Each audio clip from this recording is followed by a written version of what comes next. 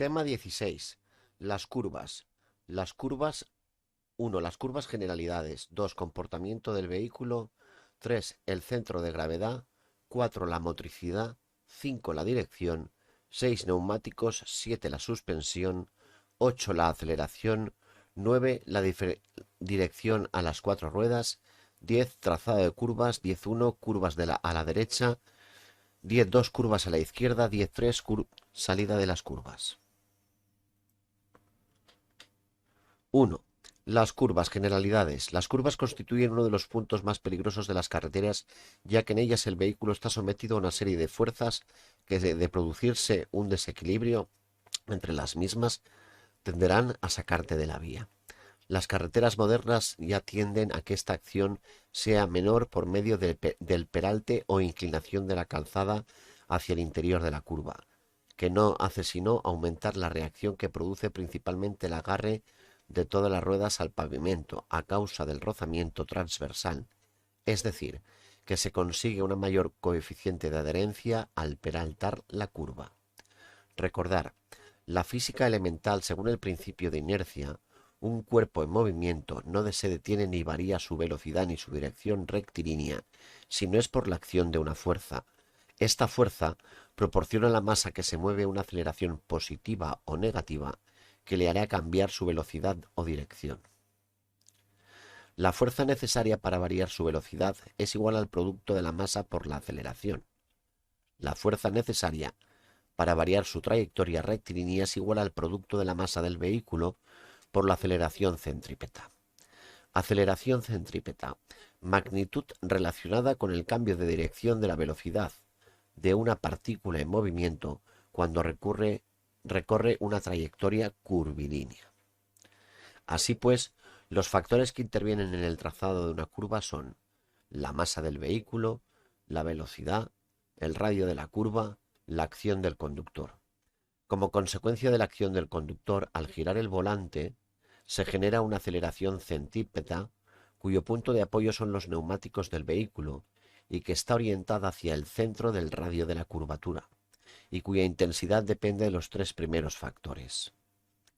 A esta fuerza centrípeta se opone otra fuerza igual y contraria, la fuerza inercial centrífuga, a fin de que, habiendo equilibrio entre ambas, el móvil se mantenga en una trayectoria circular de un radio determinado, que será igual al de la curva a tomar.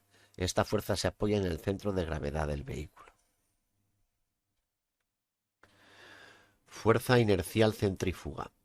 Fuerza física que aparece cuando se describe el movimiento de un cuerpo en un sistema de referencia en rotación o equivalentemente, la fuerza aparente que percibe un observador no inercial que se encuentra en un sistema de referencia rotatorio.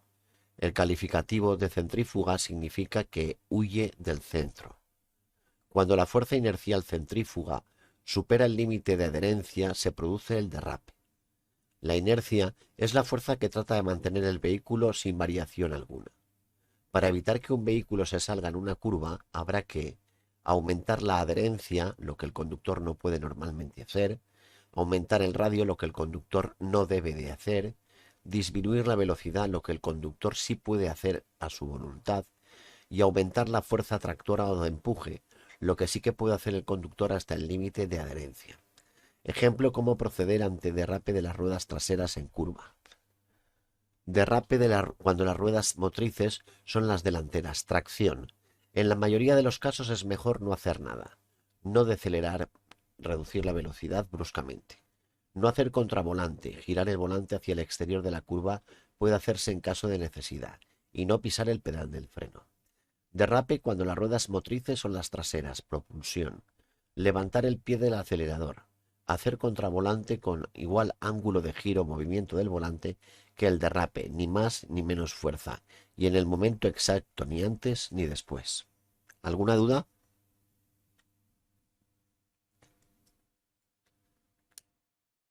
¿No? Buenas tardes, Ángel. Buenas tardes, Mimu. En una curva con la calzada totalmente horizontal, el peso del vehículo aplicado en su centro de gravedad ejerce su acción perpendicularmente al suelo, y la fuerza inercial es horizontal aplicada también al centro de gravedad en la dirección del radio y sentido hacia el exterior de la curva. La resultante de ambas fuerzas es otra situada en el plano de ellas y dirigida oblicuamente hacia el suelo y hacia fuera de la curva. Si el centro de gravedad del vehículo está muy alto, esta fuerza resultante puede hacer volcar al mismo y, si es mayor que la adherencia, hacerlo derrapar hacia el exterior de la curva.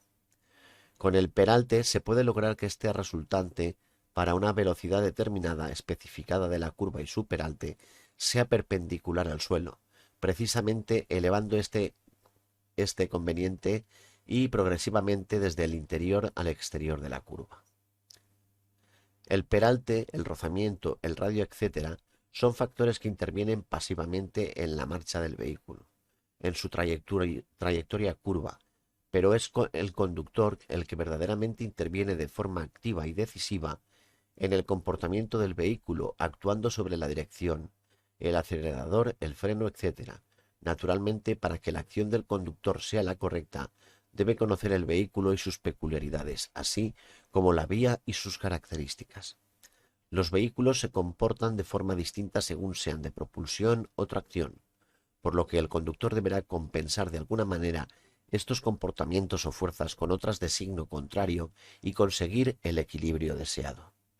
Factores: comportamiento del vehículo, el centro de gravedad, la motricidad, la dirección, los neumáticos, la suspensión, la aceleración, la dirección a las 4 ruedas, trazados de curvas. ¿Alguna duda hasta ahora?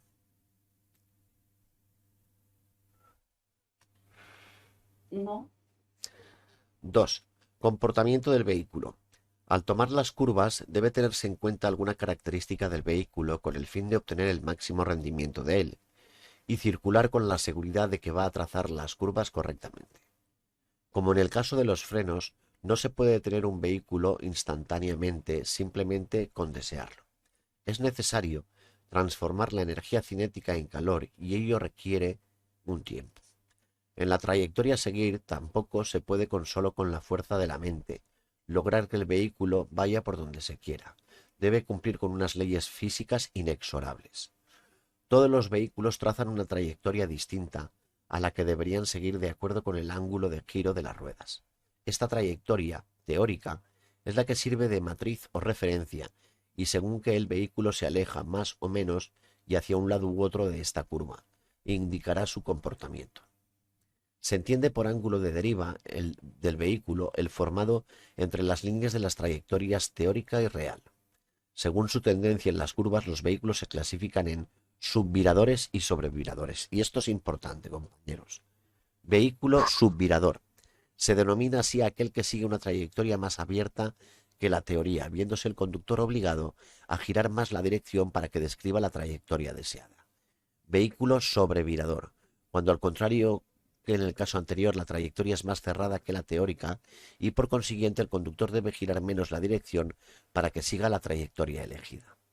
Un vehículo largo en principio culea más que uno corto, o dicho de otro modo, es más sobrevirador que el corto, suponiendo que el centro de gravedad en el centro geométrico, con las masas no está uniformemente repartidas en el turismo, hay que tener presente un punto importante, el centro de gravedad. ¿Alguna duda?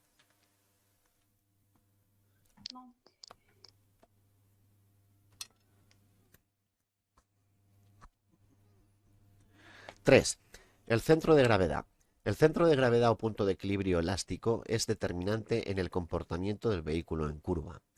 Si el centro de gravedad se encuentra adelantado, como ocurre en los vehículos con motor delantero, sobre todo si circulan sin carga, tienen la aplicación de la fuerza inercial más próxima al eje delantero, siguiendo en este caso una trayectoria subvirante. Si al contrario el centro de gravedad se encuentra atrasado, por ejemplo, los vehículos que tienen situado el motor en la parte trasera que se comportan como sobreviradores. El conductor para girar aplica una fuerza en el volante que por medio del mecanismo de la dirección llega a las ruedas y éstas giran. Esta nueva orientación de las ruedas directrices supone una resistencia de los neumáticos a su desplazamiento lateral e imponen una nueva trayectoria al vehículo. Como consecuencia de la aplicación de esta fuerza centrípeta, aparece otra igual y de sentido contrario, llamado en este caso centrífuga, que es directamente proporcional a la masa y al cuadrado de la velocidad e inversamente proporcional al radio de la curva. Y esto es pregunta de examen, ¿eh? Apunte técnico. El vehículo que circula en línea recta tiene una inercia y mientras no se le aplique una fuerza que le haga variar su trayectoria, seguirá siempre la misma que traía. Al aplicar la fuerza centrípeta, se establece una oposición entre las fuerzas mencionadas, pudiendo seguir distintas trayectorias según las diferencias entre dichas fuerzas resultantes, mientras no se rompa el nexo de unión entre ellas, en cuyo caso cada una iría hacia un lado, es decir, las ruedas girarían, orientación, pero el vehículo seguiría la trayectoria que traía originalmente en el momento de la ruptura.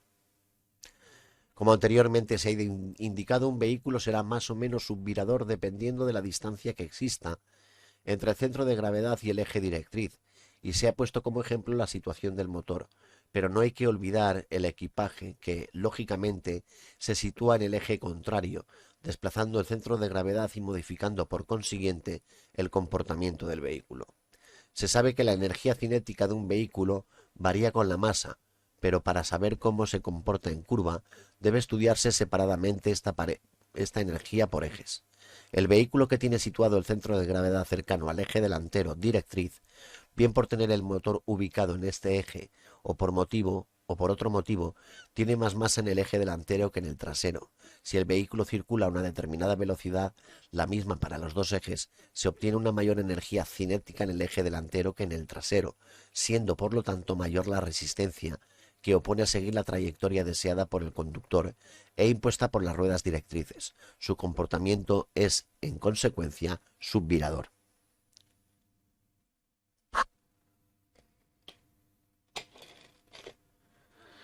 Por el contrario, si debido al exceso de equipaje o por estar ubicado el motor en la parte posterior, el centro de gravedad se encuentra cercano al eje trasero, será este eje el que tenga una mayor energía cinética, y mientras el delantero directriz sigue sin gran dificultad la trayectoria impuesta por las ruedas, mientras exista adherencia, el eje trasero intentará seguir la trayectoria inercial, la que traía antes de tomar la curva, oponiéndose con toda la fuerza inercial que tiene acumulada, tanto mayor cuanto mayor sea la diferencia con la masa del eje delantero. En consecuencia, se produce un momento de par de fuerzas aplicadas al vehículo que se traducen en un giro sobre su centro de gravedad o rotación durante su traslación, siendo en este caso un vehículo con una tendencia sobreviradora. 4. La motricidad. Existe otra fuerza que se aplica en cierto modo al conductor y que modifique notoriamente el comportamiento del vehículo que conduce, la fuerza motriz. Fuerza motriz. Cuando el eje motriz es el delantero, al vehículo se le denomina de tracción, mientras que cuando es en el eje trasero se llama de propulsión. En el caso de que sean motrices tanto el delantero como el trasero, se clasifican como doble eje motriz o cuatro ruedas motrices, 4WD. Podemos decir que cuando se aplica la fuerza motriz en el eje delantero, la dirección de esta fuerza viene determinada por la orientación de las ruedas directrices, mientras que en el caso de los vehículos de propulsión, la dirección de la fuerza motriz solo coincidirá con las ruedas directrices teóricamente en tramo recto. Esta circunstancia es la que nos lleva a la conclusión de que existen dos técnicas de conducción, una para los vehículos de tracción y otra destinada a los vehículos de propulsión, al ser su comportamiento, sobre todo en curva, claramente distinto. Al aplicar la fuerza motriz o la fuerza resiste al avance si se tiene con el freno motor. Técnicas de conducción. Las afirmaciones siguientes se basan en una normal adherencia de los neumáticos y por supuesto en un normal comportamiento mecánico del vehículo. Para vehículos de tracción, como norma general se puede afirmar que al aplicar una fuerza motriz en un vehículo de tracción, su comportamiento en curva será tanto más subvirador cuanto más se acelere. Por el contrario, será más sobrevirador cuanto más se retenga con el freno motor. Y para vehículos de propulsión, en el caso de vehículos de propulsión, su comportamiento en curva será tanto más sobrevirador cuanto más se acelere y más subvirador cuanto más se retenga con el motor. Y para los dos, en el caso de doble eje motriz, la técnica de conducción a aplicar también varía con respecto a las anteriores. Al ser su comportamiento más neutro, es decir, no es tan subvirador o sobrevirador, no precisando el conductor girar tanto la dirección como en el caso del vehículo subvirador, ni tampoco como en el supuesto del sobrevirador. Caso notorio. Vehículo con motor delantero y de propulsión.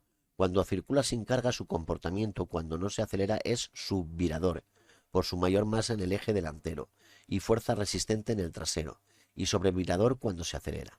Estos vehículos tienen la ventaja de poder hacer con ellos cambios de trayectorias muy pronunciados y rápidas, pero también supone para un conductor inexperto un problema enorme, por la dificultad que tiene el dominio de un vehículo que se mueve tan fácil y rápidamente para todos los lados, dependiendo de su actuación sobre los mandos. Si frena en curva tiende a salirse de frente, como todos los de tracción, al tener el motor delantero, mientras que si acelera tiende a cruzarse. 5. La dirección. Es sabido que al efectuar un giro, el conductor actúa sobre el volante y a través del sistema de la dirección orienta las ruedas directrices, que suelen ser las delanteras. El sistema de la dirección orienta cada una de las ruedas de manera automática al estar basada en la teoría del trapecio de Eichmann, de manera que la rueda del lado interior traza una curva de radio distinto al de las ruedas del lado exterior. Esto quiere decir que la rueda del lado interior de la curva gira orientación más grados que la del exterior. Las velocidades de giro también son distintas para poder recorrer diferentes distancias en el mismo tiempo, puesto que el radio de la curva de cada una de las ruedas directrices es distinto, lo que se consigue sin intervención del conductor, bien por rueda libre o en el caso de ser ruedas motrices, además de directrices por el direccional. También influye en la estabilidad y direccionalidad del vehículo en curva otros factores como son las diversas cotas o reglajes de la dirección, entre los que se encuentran fundamentalmente el ángulo camber o de caída de las ruedas y el ángulo caster o avance del eje del pivote de dirección. Y esto es pregunta de exámenes, compañeros. Ángulo camber.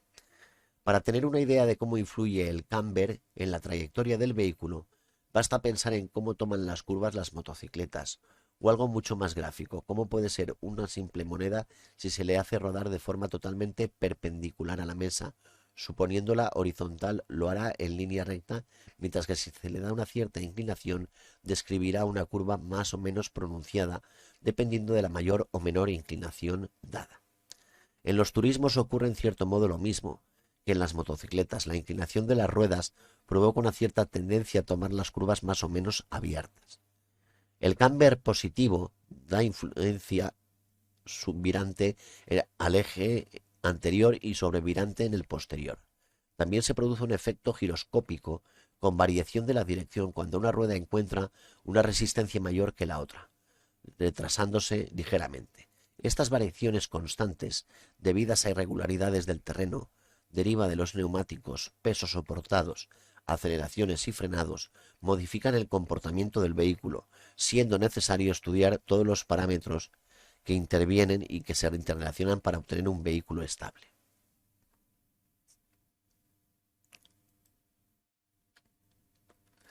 Ángulo caster. El ángulo caster determina el rápido retorno del volante después de efectuar el giro, facilitando la marcha en línea recta. En el supuesto de que el vehículo tenga tendencia a irse hacia un lado, puede ser por diversos motivos como la inclinación de la calzada, presión de los neumáticos, etc., por causa de la dirección. Puede ser por diferencia de los ángulos en las ruedas del mismo eje y en el caso del ángulo camber tenderá a ir hacia el lado de la rueda de mayor grado positivo o el lado contrario de la rueda de mayor grado negativo. Por el ángulo caster tenderá a irse hacia el lado de la rueda con menor ángulo. Toe in, toe out. Durante la marcha es importante que las ruedas mantengan un perfecto paralelismo y vayan totalmente perpendiculares al pavimento, con el fin de disminuir las fricciones, fuerzas laterales, etc., que provocarían deformaciones del neumático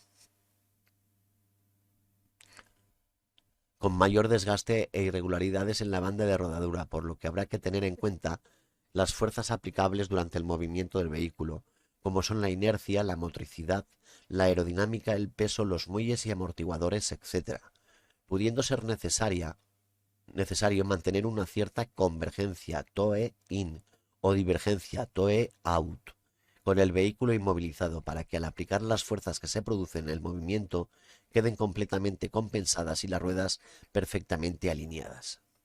Así ocurre que en los vehículos de propulsión, con la resistencia a la rodadura ofrecida por las ruedas delanteras, se origina un par de fuerzas que tiende a abrirse, por lo que se contrarresta con el ángulo convergente, aunque también se actúe sobre el ángulo de salida del pivote. En el caso del vehículo de tracción, el par de fuerzas que se origina con la fuerza motriz tiende a cerrar las ruedas delanteras, con lo que se precisa una divergencia en las mismas. La convergencia actúa en sentido contrario al camber positivo y la divergencia en el mismo sentido. Una convergencia en el eje posterior producirá un efecto subvirante. Todos los ángulos de dirección se interrelacionan, por lo que cualquier variación en uno de ellos repercutiría en los otros, modificando el comportamiento general del vehículo, y siendo estas cotas las que se acomodan al resto de las características del vehículo, con el fin de obtener un comportamiento estable del mismo. Ejemplo práctico. Un ejemplo pueden ser las fuerzas aplicadas a ruedas y que pueden no tener puntos de aplicación que coincidan con el punto teórico de contacto con el suelo, creándose momentos que influyen en las características direccionales de las ruedas. Momento de vuelco o transferencia de peso de las ruedas interiores a las exteriores. Momento de resistencia a la rodadura producido por la desigual distribución de las fuerzas verticales de contacto siendo mayor en la parte delantera de la huella. Momento de autoalineación originado por la desigual distribución de las fuerzas de deriva en el área de contacto con el suelo. Momento de tracción originado por la fuerza motriz. Por la propia naturaleza del neumático, este sufre deformaciones en todos los sentidos y direcciones por la acción de fuerzas externas y por su propia estructura interna. Flexibilidad vertical producida por el aplastamiento y recuperación de su forma por la tensión de los cables de la carcasa, peso soportado, presión de inflado, etc. La flexibilidad de las cubiertas radiales es mayor que la de las diagonales. Flexibilidad longitudinal puesta de manifiesto por la aceleración y frenado con el consiguiente desplazamiento del eje de giro, consiguiéndose una cierta amortiguación del esfuerzo que evita se produzca un deslizamiento. Flexibilidad transversal, originada por las fuerzas laterales, fuerza inercial en curva. La mayor flexibilidad transversal aumenta el tiempo de respuesta del neumático y mejora el confort. A medida que se van estudiando con mayor profundidad los diversos aspectos que modifican de una u otra manera la trayectoria del vehículo, se comprende mejor lo complejo y delicado que es el problema, al contrario de lo que creen la mayoría de los conductores. ¿Alguna duda?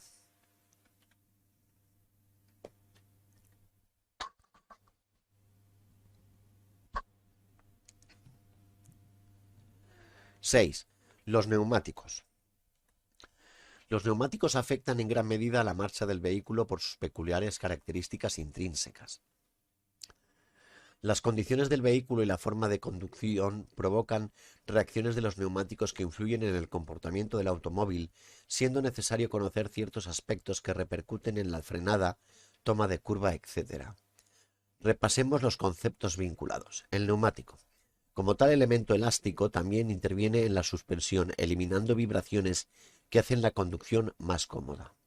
El rozamiento del neumático sobre el pavimento, fuerza resistente, es debido principalmente a dos motivos. Uno, las pérdidas de energía por histéresis del caucho y otro, la adhesión molecular de las superficies en contacto.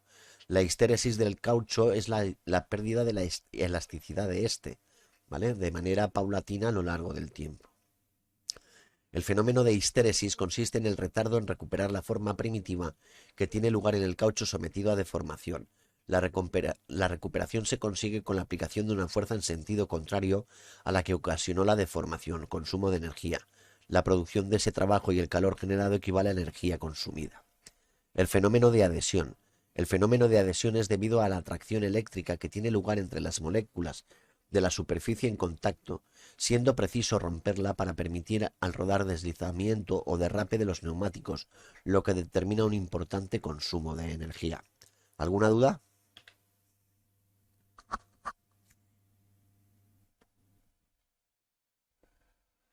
Por lo expuesto, la histéresis toma mayor importancia con la rugosidad del pavimento y con la velocidad, lo contrario que la adhesión. La adherencia varía con la composición molecular de los neumáticos y con la temperatura. Coeficiente de adherencia. Relación que existe entre la fuerza necesaria para ponerlo en movimiento y el peso que soporta. Derrape. Desplazamiento lateral del neumático. Deslizamiento. Desplazamiento longitudinal del neumático sin girar, bloquado. Patinar. Giro del neumático sobre sí mismo sin avanzar, es decir, sin rodar. Deriva de un neumático. Deformación lateral que sufre ante una fuerza como la del viento, la fuerza centrífuga, etc. Ángulo de deriva. Formado por la perpendicular al eje de rotación de la rueda y la línea de deformación del neumático. Fuerza de deriva, aquella que se opone a la fuerza que la provoca, centrífuga. Nota: si el ángulo de deriva es mayor que en las ruedas delanteras, el comportamiento del vehículo es subvirador, normalmente, mientras que si es mayor en las traseras será sobrevirador. Todo ello aislándolo del resto de las fuerzas que intervienen y suponiendo un comportamiento normal de los neumáticos con adherencia, pues en determinadas condiciones de trayectoria, velocidad, carga, etc., puede variar ese comportamiento por falta de adherencia. Velocidad crítica. Velocidad a la que se produce que un vehículo al tomar una curva peraltada pueda sufrir en sus neumáticos una fuerza lateral tal que, sin necesidad de girar la dirección, siga la trayectoria curva. Tiene similitud con las explicaciones dadas anteriormente sobre el ángulo de caída.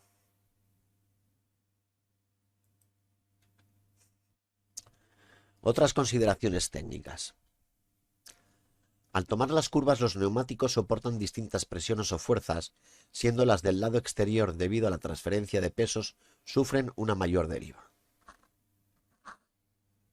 La banda de rodadura se mantiene adherida al pavimento, mientras que el resto del neumático, cuando está apoyado y hasta la llanta, sufre una deformación que es mayor en el flanco. La rigidez a la deriva de un neumático determinará de manera importante el comportamiento del vehículo, principalmente en curva, pudiendo establecerse como más subvirador aquel que tiene un mayor ángulo de deriva en el eje delantero que en el trasero, y comportándose como sobrevirador en caso contrario. ¿Hasta aquí alguna duda, compañeros?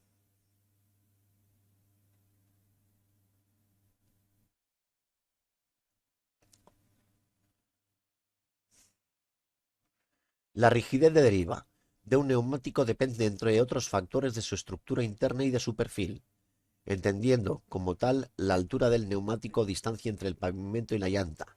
Normalmente un neumático de perfil 80 sufrirá más deriva que el mismo tipo de neumático con perfil 60. El perfil alto supone una mayor deformación lateral del neumático, deriva, aumentando la oscilación del vehículo en las curvas. Con dicha deformación se modifica la adherencia del neumático al no apoyar perfectamente la banda de rodadura sobre el pavimento, y su vector de fuerza aplicado a la calzada no es perpendicular, sino más notorios los desplazamientos laterales de estos neumáticos al deformarse y recuperar su forma original por ser de mayor amplitud sus oscilaciones. Los vehículos provistos de neumáticos con poca rigidez de deriva en línea recta y a alta velocidad dan una sensación de flotación o leve ondeo horizontal denominado efecto gelatina. En curvas se hacen más notorios los desplazamientos debidos a la deformación de los neumáticos. Si bien es cierto que estos neumáticos pueden llegar a disminuir la presión sobre el pavimento al motivar un desplazamiento de pesos importante, también es una fuente de información para el conductor al transmitirle mejor todos los esfuerzos a los que están sometidos, pudiendo actuar en consecuencia y con tiempo suficiente, al ser las reacciones de estos neumáticos lentas y suaves. Los neumáticos de perfil bajo con gran rigidez de deriva, al no sufrir tanta deformación y mantener la banda de rodadura más horizontal, consiguen un mejor apoyo mejorando la adherencia. Ello se debe a que sus desplazamientos son menores, es decir, la deriva, al disminuir la amplitud en sus oscilaciones, que son más bruscas, rápidas, siendo la información que facilitan sobre los esfuerzos a los que están sometidos demasiado rápida, brusca y corta, lo que supone un filtro para el conductor que debe ser capaz de percibir esa misma vibración o desplazamiento y comprender su significado. La rapidez de respuesta de este tipo de neumáticos es mucho mayor, lo que precisa por parte del conductor un mejor dominio, destreza y habilidad.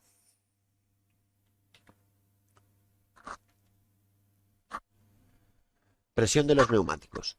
La presión de los neumáticos interviene de una manera importante en la deriva, rigidez a la deriva y consecuentemente en el comportamiento del vehículo, subvirador o sobrevirador. De lo anteriormente expuesto se desprende que puede modificarse el comportamiento de un vehículo simplemente actuando sobre la presión de los neumáticos. Vehículo subvirador. En el caso de un vehículo subvirador, puede disminuirse su tendencia subvirante o incluso convertirse en sobrevirador al aumentar o disminuir la presión de inflado del eje trasero, con lo que al ser menor la adherencia de este eje tendrá un mayor deriva o menor adherencia, con un mayor desplazamiento con respecto al otro eje, es decir, girará más sobre sí mismo. Vehículo sobrevirador.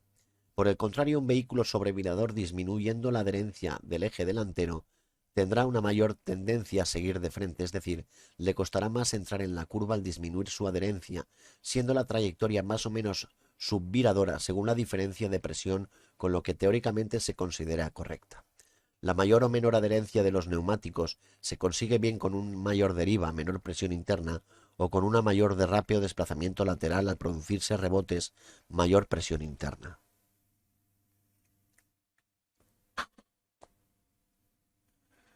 7. La suspensión. Se ha mencionado la adherencia de los neumáticos que depende de la presión que ejercen sobre el pavimento. Suspensión. La suspensión actúa empujando la rueda contra el suelo, evitando los rebotes de los muelles y procurando que el neumático, independientemente de lo alejado o cercano que esté de la carrocería durante sus desplazamientos, se mantenga lo más perpendicular posible a la calzada y ejerciendo la máxima presión sobre el suelo, disminuyendo las oscilaciones y balanceos de la carrocería, sobre todo si el centro de gravedad está muy elevado. La geometría de la suspensión ha variado notablemente, consiguiendo con el sistema de brazos articulados independientes mantener la rueda perpendicular al pavimento. La influencia de las fuerzas centrípeta y la inercia sobre los distintos ejes dependerá de la separación que exista entre ellos, de su situación con respecto del eje del centro de gravedad, etc., siendo el momento de torsión e inclinación directamente proporcional a la distancia que los separe. A nadie escapa que los vehículos se inclinan al tomar las curvas hacia el lado exterior y que por consiguiente, cuanto mayor sea la inclinación, menor será la adherencia de los neumáticos del interior de la curva y mayor será la deriva de los exteriores, lo que también puede llevar a una menor adherencia por su excesiva deformación. Suspensión. Blanda. Como en el caso de los neumáticos, una suspensión blanda puede ser cómoda, pero también será menos segura, al ser mayor la inclinación de la carrocería, desplazamientos de pesos, inercias, etc. Dura. Una suspensión dura supone en principio una mayor seguridad, pero también una gran incomodidad y fatiga, y algo muy importante que hay que tener en cuenta, el filtrado de la información. Una suspensión, ya sea blanda o dura, debe facilitar la suficiente información sobre las condiciones del pavimento, con la anticipación necesaria para poder permitir al conductor reaccionar de la forma precisa. Un elemento fundamental de la suspensión son los amortiguadores, pieza clave en la seguridad, que a menudo es ignorada por los conductores que no se preocupan de comprobar su estado y si cumplen adecuadamente su misión, pese a que pueden contribuir a salvar vidas en una situación de emergencia. Nota: según estudios realizados, existe una relación directa entre el tiempo de reacción del conductor ante una situación de emergencia y el estado de los amortiguadores, habiéndose llegado a la conclusión de que se produce un aumento del 25% en el tiempo de reacción de un conductor después de haber conducido un vehículo durante 5 horas con los amortiguadores en mal estado. Los niveles de fatiga y los tiempos de reacción aumentan cuando se conduce un vehículo con los amortiguadores en mal estado, debido a que el desgaste influye negativamente en la estabilidad del vehículo y en la comodidad de su conducción. Importancia de los amortiguadores. La distancia de frenado también resulta influida por el estado y desgaste de los amortiguadores, ya que la continuidad del contacto entre las ruedas y la carretera depende de los amortiguadores. Las ruedas pierden contacto con el pavimento si no se encuentran en buen estado los amortiguadores, debido a que las oscilaciones producidas por las irregularidades de la carretera son demasiado fuertes, lo que hace que las ruedas no puedan descargar la fuerza de frenado en el suelo, aumentando con ello la distancia de frenado. Sin embargo, con unos amortiguadores nuevos o en buen estado, el contacto continuo entre la rueda y el pavimento de la carretera está garantizado y por consiguiente el frenado es más eficaz.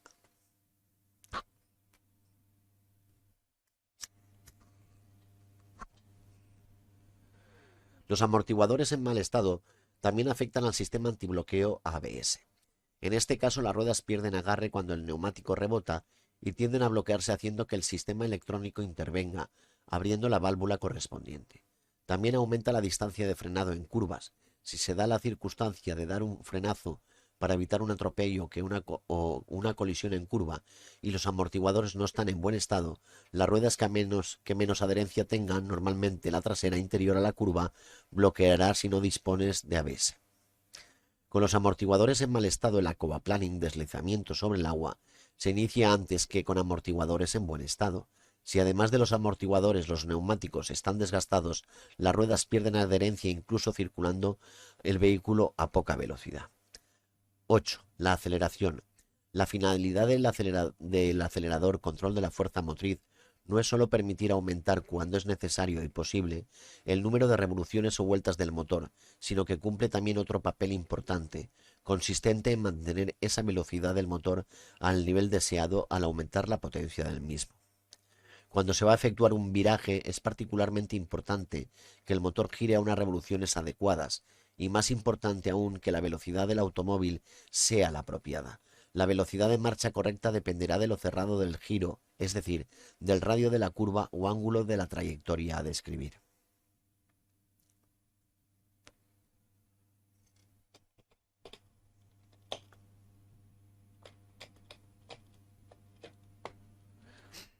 A este respecto, no puede establecerse unas normas rígidas ni reglas absolutas. El conductor tendrá que decidir por sí mismo qué velocidad es la más conveniente para abordar cada curva o giro, así como la relación de marcha a emplear, que deberá ser aquella que permita al motor desplazar adecuadamente el vehículo. Proceso de aceleración en trazado de curvas.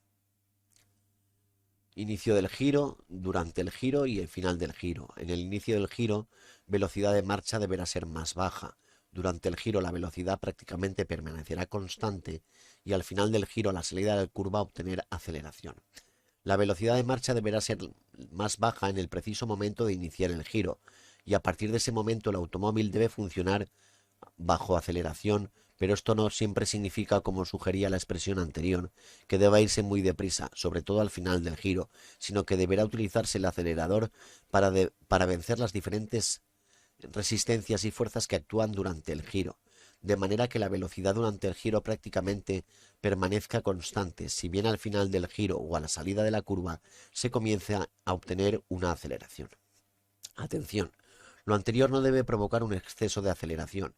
El exceso de acelerador, potencia o fuerza tendrá como consecuencia, ayudado por la fuerza inercial, la pérdida de adherencia de los neumáticos sobre la superficie del pavimento y consiguientemente el derrape del automóvil o el trompo, al girar sobre sí mismo, sobre todo si es de propulsión. Así pues, en cuanto al acelerador, ni poco ni demasiado. El punto importante es conocer exactamente cómo se comporta el automóvil teniendo en cuenta su motricidad, centro de gravedad, estado de los neumáticos, pavimento, etc., y de la forma en que se le acelere. 9. La dirección a las 4 ruedas. Sistema 4x4. El sistema de las 4 ruedas directrices 4WS tiene por objeto mejorar la estabilidad del vehículo en las curvas amplias y rígidas y reducir el radio de giro en las curvas cerradas. Si bien el principio no es nuevo, pero fue empleado por vez primera en el tractor Latil de 1905 y es utilizado en muchos vehículos especiales agrícolas y de obra. Su aplicación a los turismos de serie comenzó en el año 1987 con el Honda Prelude, presentado en el Salón del Automóvil de Frankfurt. El sistema desarrollado por Honda es puramente mecánico y muy sencillo, sin que el conductor tenga que intervenir en ningún momento en su funcionamiento.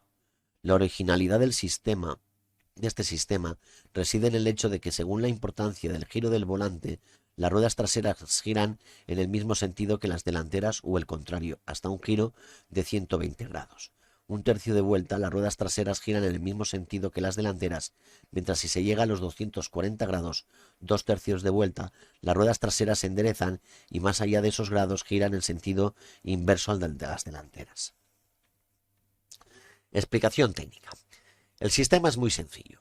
Un árbol que parte de la caja de la dirección transmite el movimiento a una caja trasera, que a su vez imprime el movimiento de giro a las ruedas traseras. La base del sistema está constituida por un par de engranajes alojados en la caja de dirección trasera.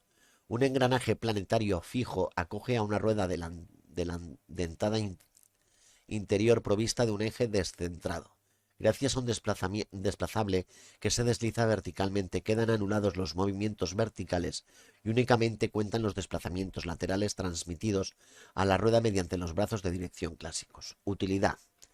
A gran velocidad, cuando por ejemplo el conductor simplemente corrige la trayectoria o efectúa un cambio de carril en autopista, las ruedas traseras giran en el mismo sentido que las delanteras. Participan activamente en el viraje. Mientras que en los vehículos normales con solamente las ruedas delanteras directrices, las traseras continúan en trayectoria rectilínea. En los giros muy cerrados y a velocidad reducida, así como en todas las maniobras que exigen un giro importante del volante, por ejemplo, el estacionamiento, las ruedas traseras giran en sentido contrario a las delanteras y permitan al vehículo girar en un radio inferior al que describiría de tener solamente las ruedas delanteras directrices. El sistema de las 4 ruedas directrices, adoptado posteriormente por otros fabricantes que utilizan un procedimiento de mando electrónico, supone un indudable avance técnico que mejora el comportamiento del vehículo, reduciendo además la masa del vehículo. Otra forma de conseguir un efecto similar, aunque mucho más atenuado, mediante la utilización de un eje trasero autodireccionable, que permite obtener un ligero giro de las ruedas traseras en los virajes a gran velocidad al deformarse o ceder ciertos elementos elásticos por efecto de la fuerza centrífuga. 10. Trazado de curvas. 10.1. Curvas a la derecha. En ellas debe mantenerse en todo caso la derecha y si la visibilidad está limitada, habrá de reducirse la velocidad. El conductor debe plantearse la posibilidad de que el último vehículo que le precedió en ella se hubiera averiado precisamente dentro de la curva fuera de la zona de visibilidad o de que alguno de los vehículos que pueden venir en sentido contrario lo hagan invadiendo nuestro carril. Hay conductores que aumentan el campo visual entrando en la curva desde una posición intermedia al centro de la calzada o incluso invadiendo la zona de sentido contrario, para en el centro de la curva cerrarse totalmente, incluso invadiendo el arcén para salir de nuevo hacia el centro de la calzada. Por ello induce a tomar la curva a mayor velocidad de la aconsejable para hacerlo con seguridad y además a la salida se podría estar demasiado próximo a cualquier vehículo que viniera en sentido contrario, reduciéndose peligrosamente el margen de seguridad, sobre todo si el que se aproxima en sentido contrario lo hace también muy próximo o invadiendo el centro de la calzada. Como regla general, debe mantenerse la derecha sin circular por el arcén ni invadir el carril de sentido contrario, pero siempre que sea posible para mayor seguridad, convendrá circular lo más próximo posible a la derecha.